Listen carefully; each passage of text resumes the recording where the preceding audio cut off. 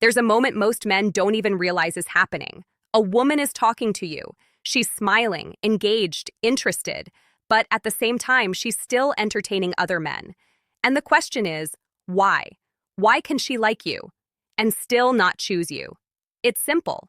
You haven't become the standard yet. Most men think attraction is about doing more texts, more attention, more effort. But the more you try to compete, the more you place yourself in the category of options, and options are replaceable. There's always another guy willing to try harder. So instead of standing out, you blend in. The real shift happens when you stop trying to win her over and start becoming the man she compares everyone else to. That's where the ghost anchor comes in. You create a strong emotional impression, and then you step back. You're not always available. You're not chasing. You're not trying to prove yourself. You show up, create impact, and then you give space.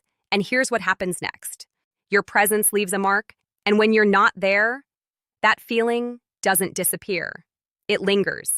That's what makes your absence powerful, because when she talks to other men, she feels the difference. Not because you forced anything, but because the experience with you was different. Most men rely on constant communication, but attraction isn't built through frequency. It's built through emotional impact. If every interaction feels the same, you become forgettable. But when an interaction feels unique, it stays in her mind. That's how attachment begins. Now here's where most men go wrong. They try to build attraction through comfort alone. They try to be easy, safe, predictable. But comfort by itself doesn't create desire. What creates desire is contrast, a mix of calm and intensity, a conversation that feels natural, but also slightly challenging, not confusing, not manipulative, just enough to make her think about you after you're gone.